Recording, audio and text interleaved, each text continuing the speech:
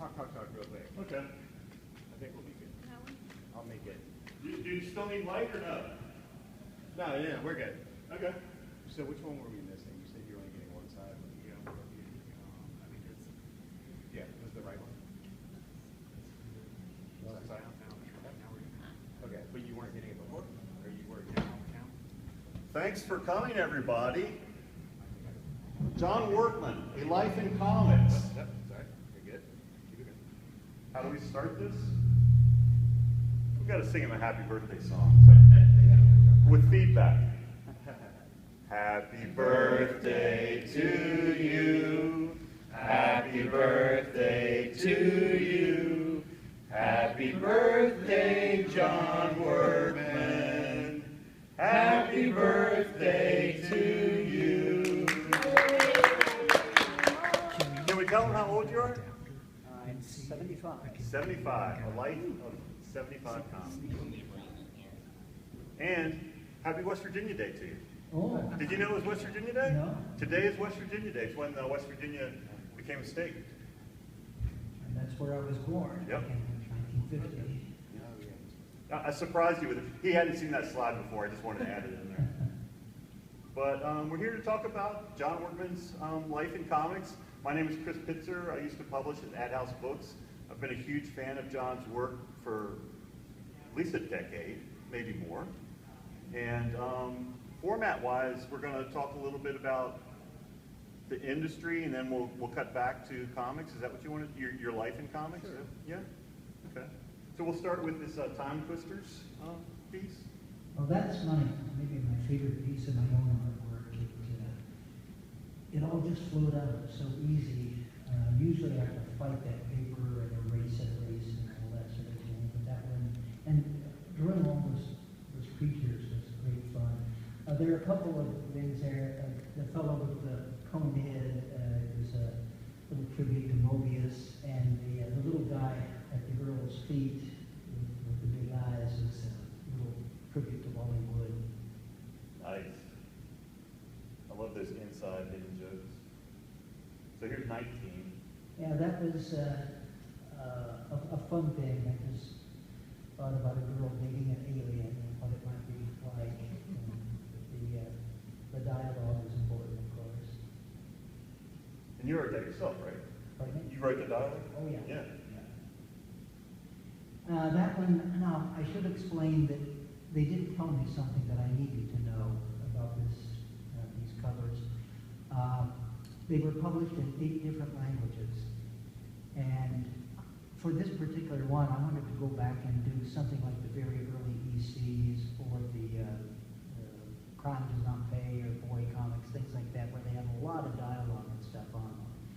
So they got mad when they saw this with all the lettering, the background, all had to be translated into 8 different languages. And I knew nothing about it, but that was the last cover I did for that company. I'm amazed there were 8 different languages for Time Twisters. But I'm not that publisher, but crazy. And this was the first of Wild Things. I put together it was supposed to be a 2-issue series, but it did well enough so that they did a 3rd one. I only did the cover for it, but these are some new things that were done for it, a lot of reprint things from Star Reach and Heavy Metal and other sources.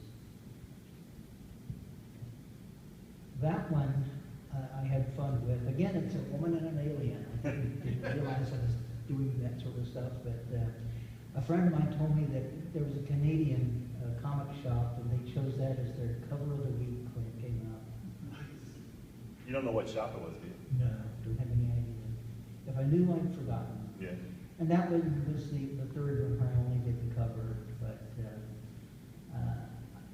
I learned years ago, actually kind of from Walt Disney, to give people more than they expect. So in addition to the actual cover there, this superhero girl, you've got the little weird bit up there on the left with the snake and the woman jumping. Makes no sense, but it's kind of fun to do. Corner box art, right? Yeah. And this kind of explains my process. They'll send me a scan. In this case, it's a DC Superman thing. sometimes it'll be the pencils, something to work off of when I'm doing the lettering if I get a full script. In this case, they actually, well, eventually they send me the scanned ink dart down to final printed size, and then I take the lettering, which is the next. Yep, I've done the lettering, and based on the artwork, I put it in place. Now, are you using a Cintiq for this letter? Yeah, Okay. and I do it as if I were lettering original artwork. It's larger. I shrink it down to 67%, and then do the placements on it. And it tends to be more human that way somehow. And then there it is with all the lettering in place. Now we'll jump back to your life. Bob Smith and I shared an apartment down on Staten Island when we first came back here. And that was me after an all-nighter. Do you remember what you were all-nighter working on a project? Or? Well, I had a tendency to put things off on the weekends. And I remember Joe Orlando, I worked with Joe and John Albano on some comics for South Africa. And I did the layouts on a couple of them. And I remember doing those all in one night, a 20-some page book. I would lead it down. And the artists were in the Philippines, and they followed my layouts amazingly. And but that was me sometime the next morning after staying up all night. So can I ask, was that like one of the weird mysteries? What do you remember? What series it was? One was it was a Tarzan type of character, and the other one was a superhero character. I can't remember the names right now, but they were great fun. They were bought by a tea company. The publishing company was, and the tea company had two things they wanted. All the villains had to be communists, and they had to have somewhere in the book we had to have a pro-tea statement of some sort. Love it. And I love it. Joe, we had such fun doing those things, but the book was done, and we had to work out a pro-tea statement of some sort, and it was easy to just change the villains to communists. We had them call each other comrade. But the final panel on the story, the superhero, he had left his girlfriend to go off and fight the villains. And originally, he shows up at the girlfriend's door, and he pulls a single rose out and gives it to her. Well, the only thing Joe could think of was he pulls out a cup of tea and gives it to her. And we actually, we poured some water into cups and tried to do it ourselves and couldn't without spilling it. And Joe said, well, this superhero has the ability to not spill tea. So, way to find a solution at the last minute. Yeah. Star Reach, the story on that one is I went to a convention, Bob Smith and I did to Portland, Oregon. And there was a kid there, 17 years old, who could draw like you wouldn't believe. Just an amazing guy. And I showed him my artwork, he showed me his, and he said, you know, Mike Friedrich is doing a thing called Star Reach, and you ought to get in on that. And he must have given me some information about how to contact Mike, but I did. On the way back to my home there in Washington, in my head, I wrote a story, and I actually typed it up in script form, which is something I almost never do. And I drew out the first page and sent it off to Mike. And he either called or wrote back and said, yeah, go ahead with it, which I did. And to my surprise, it appeared in that second issue of Star Reach. And here's, Neil Adams and Dick Giordano and all these guys. I wondered, how in the world did I get in with these people? And years later, Mike told me that my story was originally going to be in number 3 or number 4, but the guy who was supposed to get his story in for number 2 didn't. And it was that 17-year-old kid, Dave Stevens, who went on to create The Rocketeer. And he always met his deadlines otherwise, so I don't know why he didn't get in that one. That's right. I remember a Rocketeer book that he had almost finished except for drawing a single panel with a dog in it. And he searched for months for the right dog. And that's part of a page from the Key Club story that I wrote and drew for that issue. And I think I read where Todd Klein got this from. Did he buy this original art? He That's a nice little page. story, too. Yeah. Joel Todd. And this was one of the earliest things I did at DC. I started out lettering covers for them, and they accidentally got me on the inside of this one book. Somebody said, give this book to John. It was a Jonah Hex book. They gave it to me, and then they found out it was supposed to be John Costanza. So the first 5 pages of that book are lettered by me, and then the rest are done by John Costanza.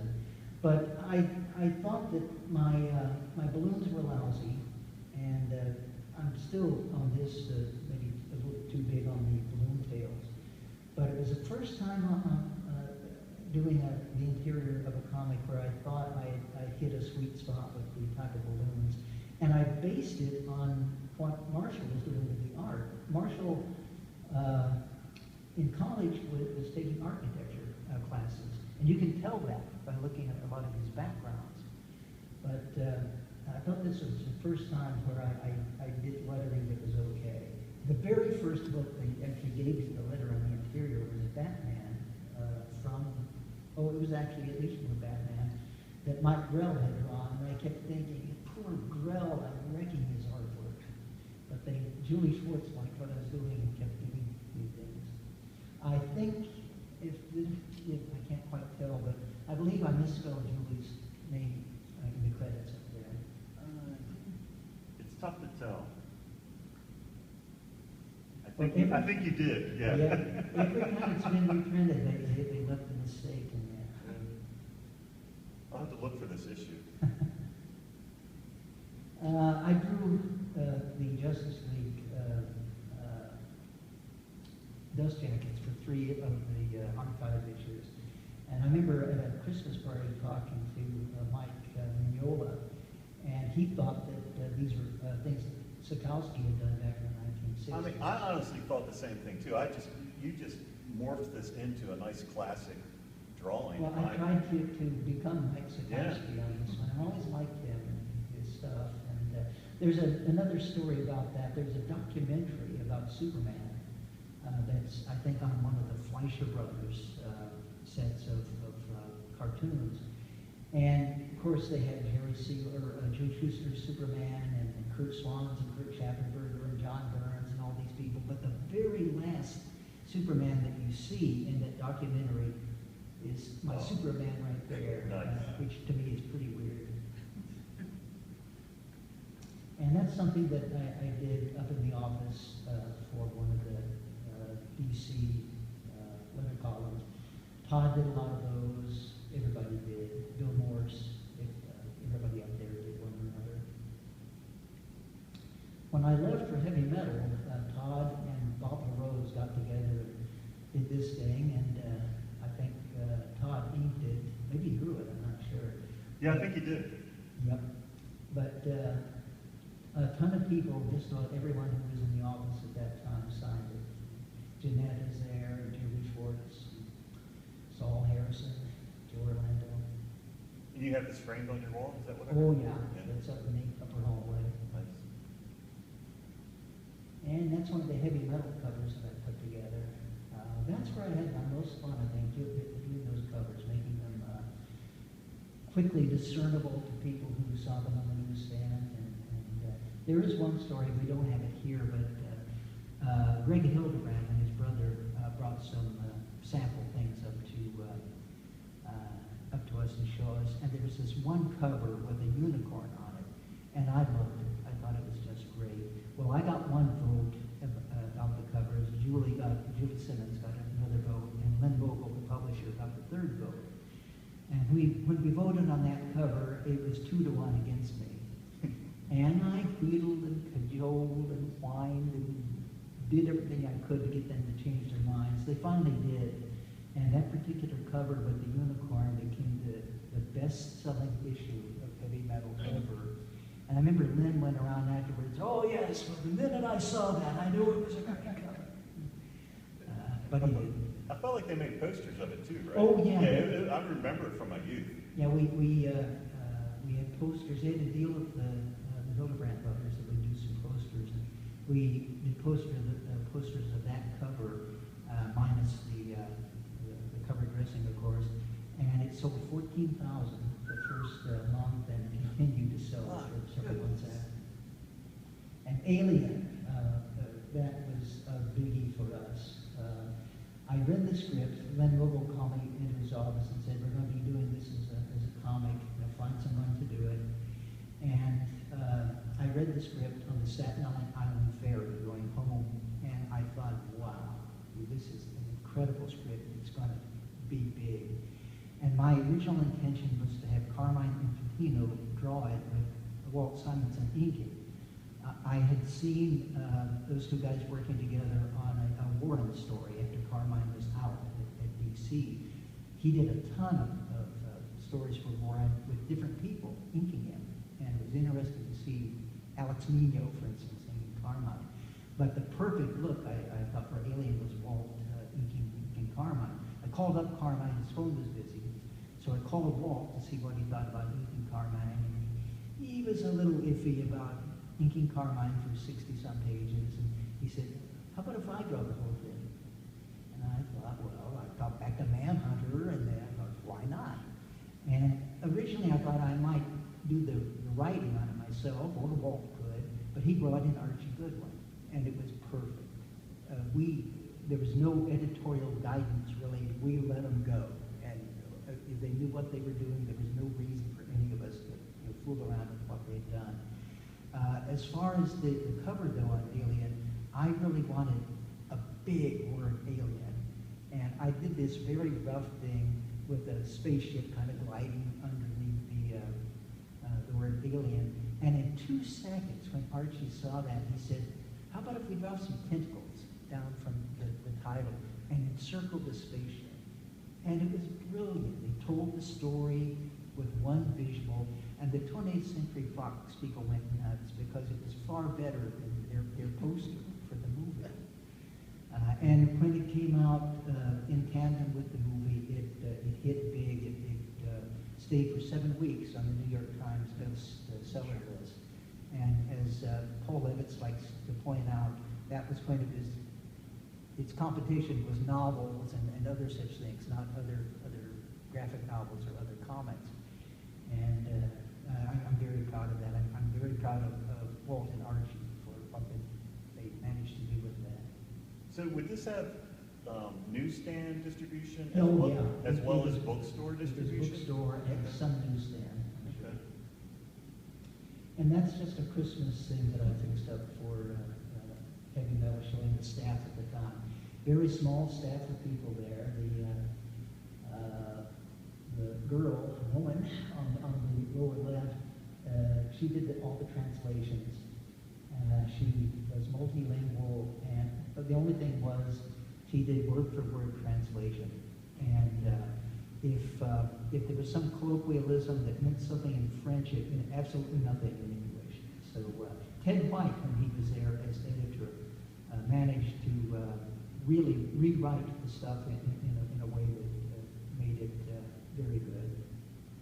And your brother worked there, right? Oh yeah, my brother is right in the middle on the lower group. And did you hire him then? I hired a lot of people. Tom Siaka from DC worked there. A friend of my wife's worked for a couple of weeks. And then he was in Maryland, and he came up to kind of look around New York, and I got him to help me out, and he was perfect. Nice. His strengths were my weaknesses, and vice versa. He was very good at copywriting. Nice. That's something that I did for Heavy Metal. I kind of stole some Mobius lettering there up top. And originally the girl was nude, but I redid it, added a swimsuit to her, and did it in color. I was real happy with that. And there was another BJ Butterfly later on that was a double-page color spread right in the middle of the magazine, so people could take it out and put it up on their wall if they wanted to. Love it. Cindy was a 5-part series that was published by Apple Comics under their Forbidden Fruit title. And it was stuff that I had done with Bob Smith back in the early 70s. I did a science fiction Barbarella type of script called Cindy. She fought a clone of Adolf Hitler in it and beat the tar out of him. And I think the the Hitler cover's like the hardest one to get and costs the most money when you're looking for these back issues. Wow. Did you know that? No, I Yeah, didn't. yeah. I think it's just because Hitler's on the cover. Yeah, she's shaking her fist at him or something. There was another series called Fallen Angels, and Bob Smith, we kind of traded off on that. I wrote all of them and lettered them all, but Bob drew the very best one. It was a really funny satire, actually, on some of the televangelists, type people, and it was really well done. Bob is great on caricatures, and we had Walter Cronkite and Tiny Tim and all kinds of people in these stories, and they were just great. But they Forbidden Fruit reprinted all the Cindy stories and all the Fallen Angel Who stories. did you work with there? Did you work with Mike Catron? Yeah. Just fascinating story, of his trajectory, just like yours, of Fantagraphics, Apple, back to Fantagraphics, Forbidden Fruit. I did this for Speaking of Fanta, Yeah. I've always just, ever since I was a teenager, I discovered Betty Page. I thought she was the most wonderful visual treat in the world. It's good that before she died, she realized or found out how important she was in people's lives. And I wrote this about my early days and the time I shared in a studio with a guy who was 40 years older than me. And I learned a lot from him. He couldn't draw people where beans. He did a lot of, he got very good at watercolors, but he would do, logs and trees and all that sort of thing. And he got me a job with a company that made chairs of different types. And I remember I was doing a lot of advertising, local and regional advertising at the time. And I made what was big money then. Like $300 a day off of drawing chairs. And then I'd go for 2 weeks making $10 a day or something good for drawing other things. But the Betty Page book, it goes through my early days. And I was very puritanical. I thought that Playboy was a horrible, terrible magazine. And I found out I was wrong later on. Ray Bradbury and Arthur C. Clarke and all the great artwork and such that they had in Playboy. So I started buying it. But along with other men's magazines that I was picking up, I discovered Betty Page. I just love that it's in the Eros line, which could be highly pornographic, and this is not pornographic at all. No, it's nostalgia for the feminine form, and I just love that it exists. So thank you. This is a story that I did for the June 2050 series because Dick Giordano blew his deadline. I created this series. It's based on my birthday, June 20th of 1950. The only thing about it was it had to be one page, black and white, and it said on June in the year 2050. It could be set on a dinosaur planet like Rick Beach did, or one of my favorites was some desert planet. Chris Brown did this.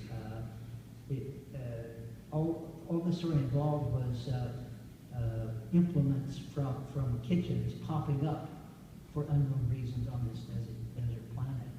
And Dick did a story that Jack Harris wrote about some spaceships. I can't remember exactly, but there were 27 of them done.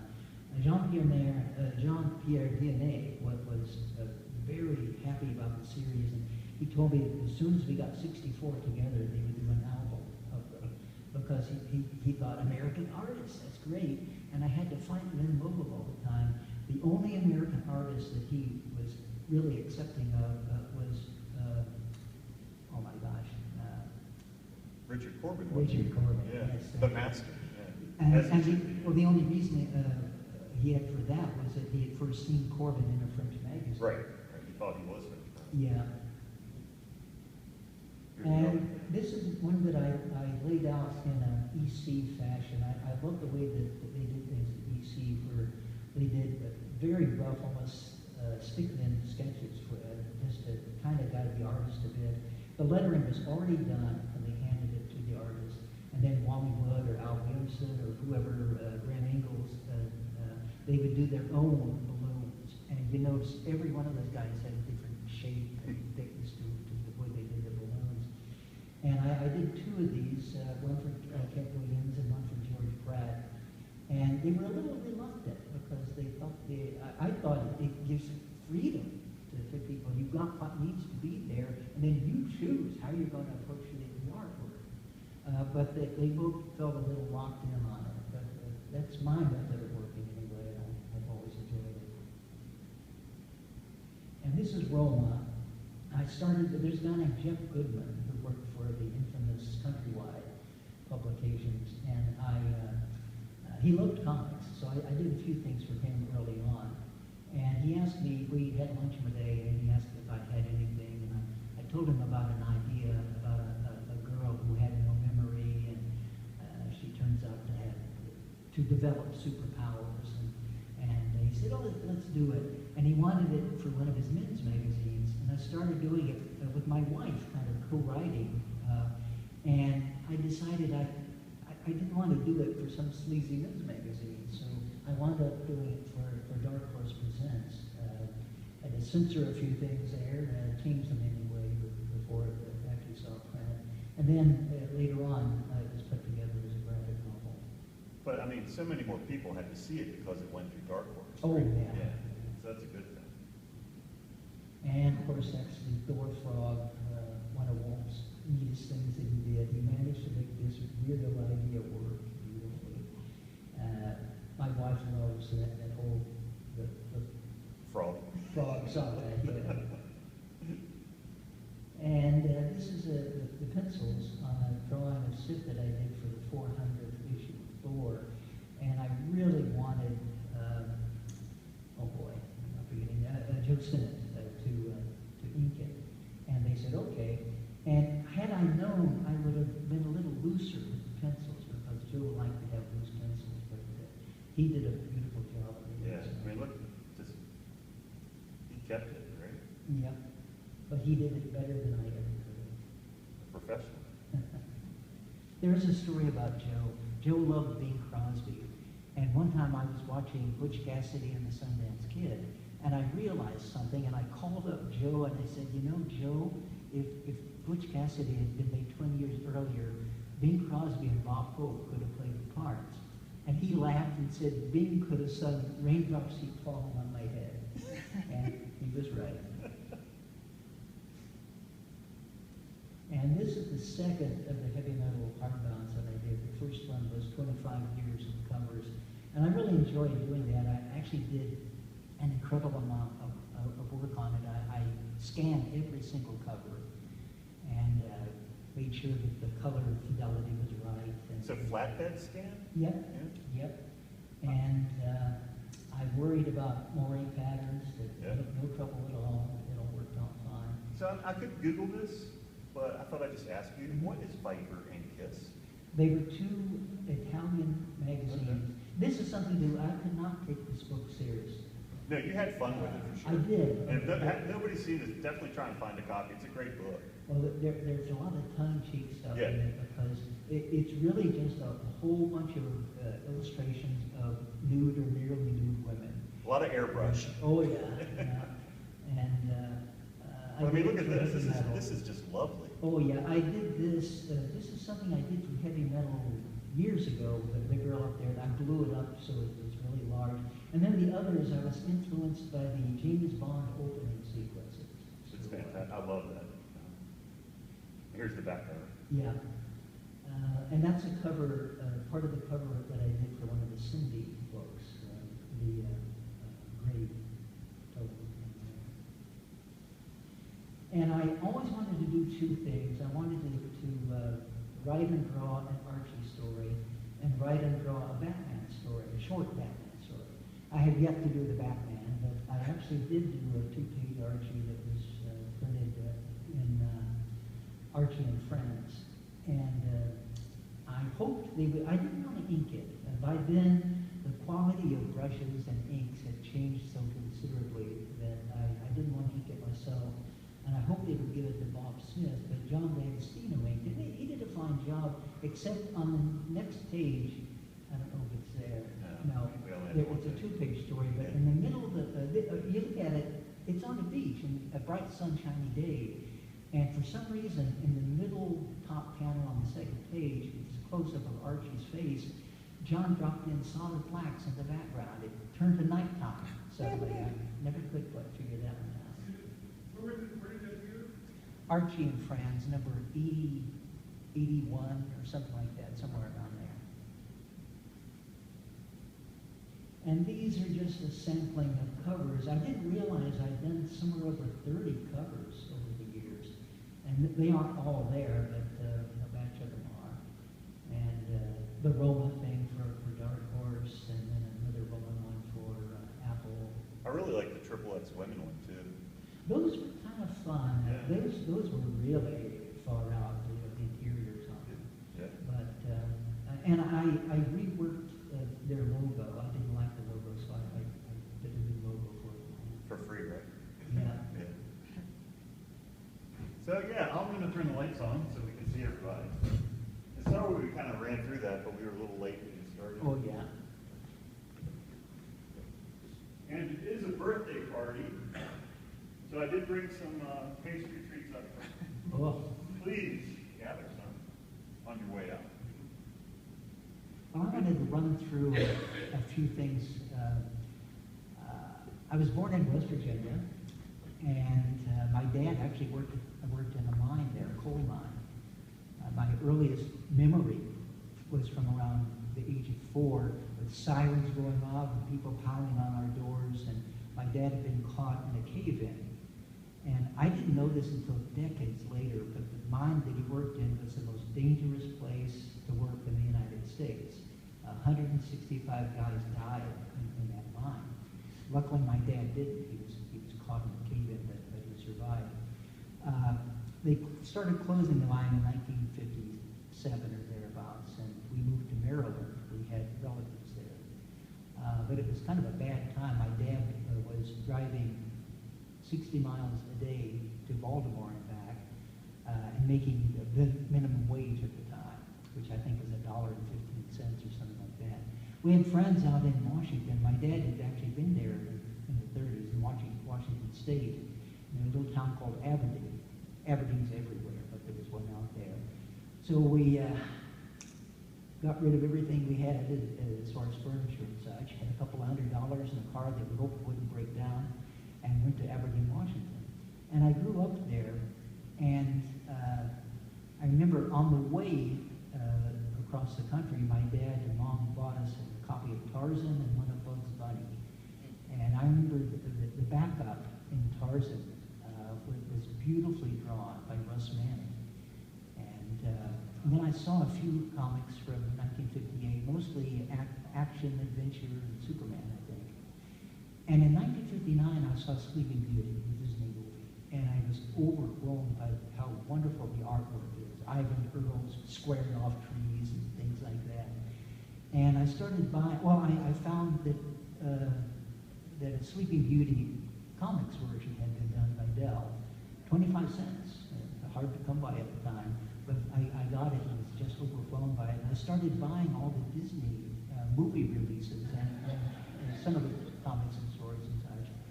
And that went on for a couple of years. I met a friend named Jack Adams when I was in 5th grade. And I found out that he had this pretty big collection of Superman-related stuff. So he loaned them to me, I read them, and I started buying Superman, and then Batman. And then it spread out. I remember it seemed like much more sophisticated stuff from Julie Schwartz, the Flash and Green Lantern, the Atom, and Justice League, of course.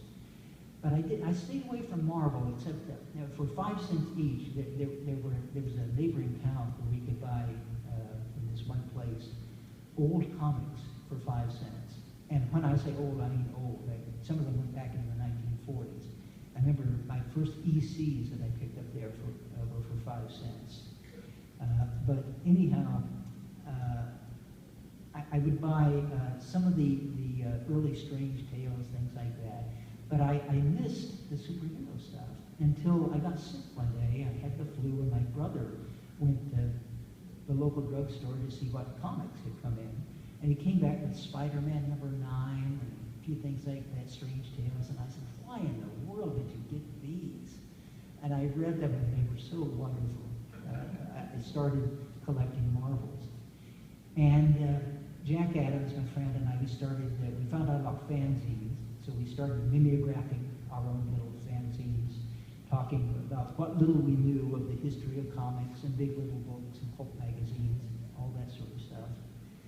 And in 1965, I sent off my first submission to Charlton Comics. It was a 2-page Blue Beetle story, which they, of course, rejected. It was terrible.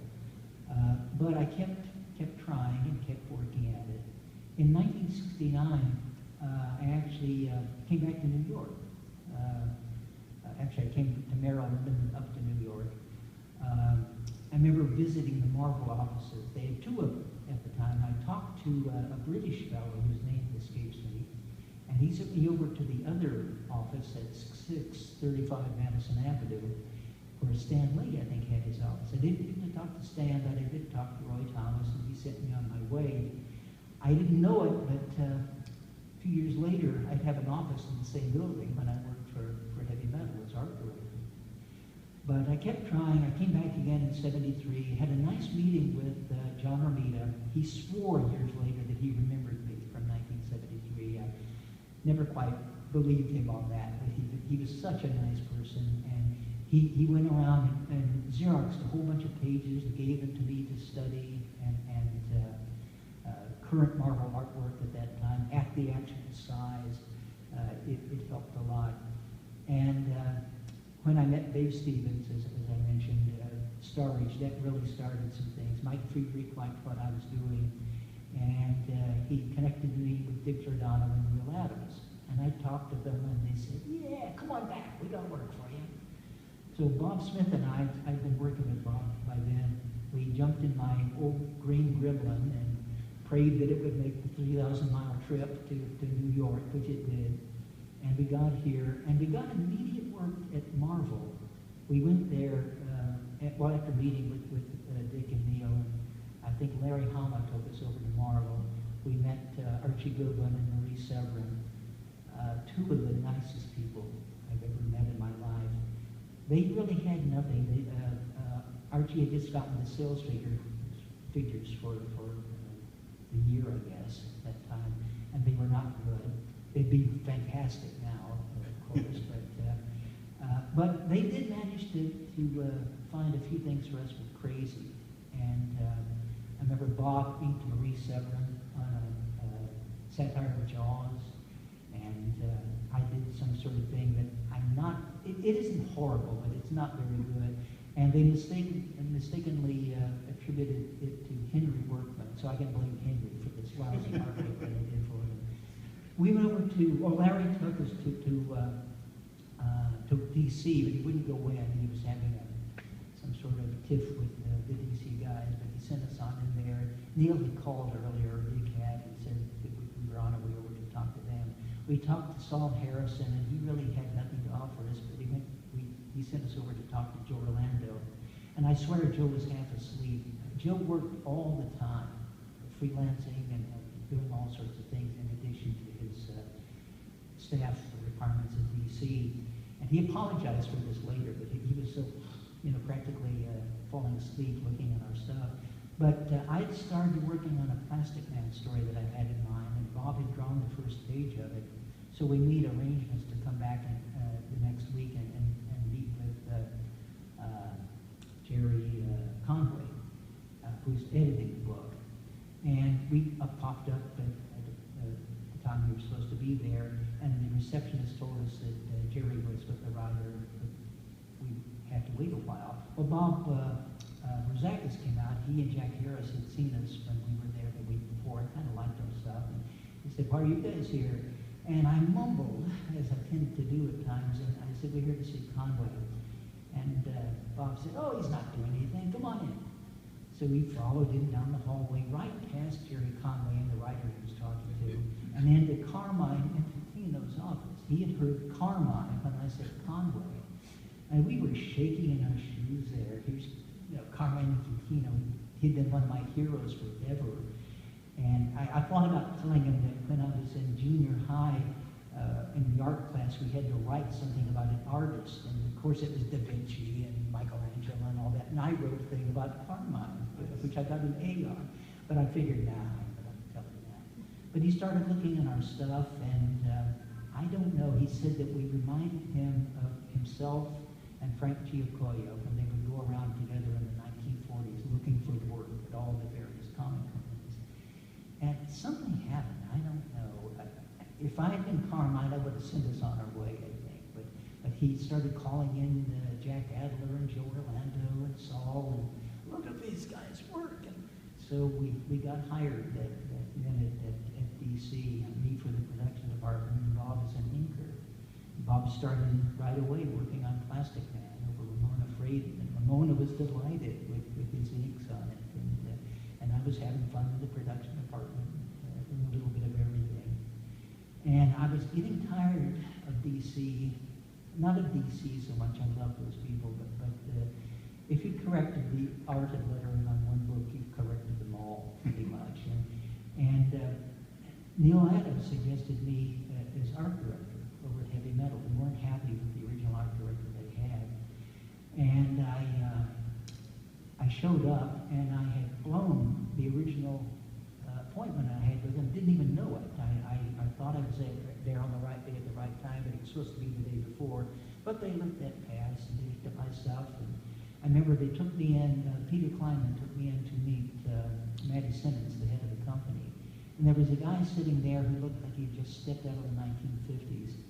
And he was one of the co-writers on Animal House. They had just finished the filming on it. And I wound up working with Judy Belushi, John Belushi's wife, on the Animal House book.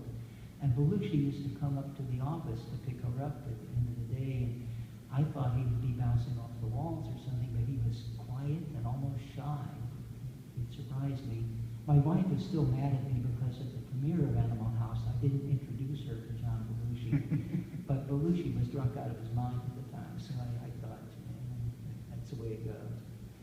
But I was there at Heavy Metal for 7 years, and that was the best time I've had during my career. Were you the second editor? I was the second art director. Art director. Yeah. And Ted White came in. Sean Kelly was the original editor. Sean and I got along real well. Ted White came in as editor, and he was great, just wonderful. I was aware of him from Amazing Stories and Fantastic Stories, and he used a lot of comic guys in there, Gray Morrow and Dan Adkins. Joe Staten did some early work for Ted there. Ted said they paid $10 for illustrations and $50 for covers on those two books. But he was just great at Heavy Metal. He only lasted 1 year, but he made a difference. And the sales kept going up and up and up all the time. Ted was there. After a while, things happened. I remember some friends of mine were amazed that I was there for 7 years. A lot of people, don't last like that. But I went back to freelancing and wound up working a lot for DC. And Joe Orlando in 1988 talked me into going back on staff at DC. My wife warned me that it would be not a wise move. And she turned out to be right. I felt like they had such a huge staff at that time that there were so many redundancies that they could have gotten rid of half the staff and still done fine. Joe told me that if the other editors knew that, they would be scared to death of me.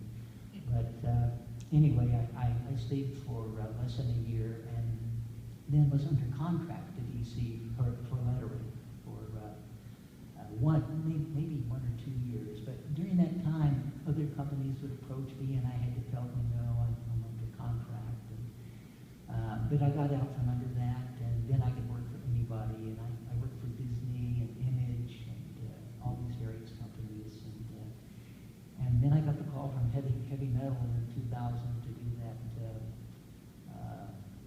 covers book and the later Innocent Images one. And they were both enjoyable. And I did a little bit of stuff for them. One that was inked by Al Williamson. I got to know Al, and he was just a great guy. I lettered his Spider-Girl stuff that he inked for Marvel. And we would talk on the phone, and every time we talked, of course, he knew more about this than I did, but I had some knowledge of it. But we'd go back into the 1930s and 40s, and Hal Foster and Alex Raymond, so many people. Al was incredible. I thought he was right up there with those guys, and he thought he wasn't. That he couldn't clean the shoes of Alex Raymond. And I thought he was their equal. He was a great artist. I was late for the panel, sorry. My question, it's an amazing career.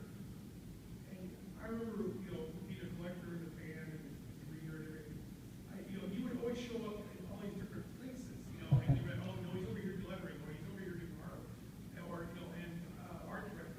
So,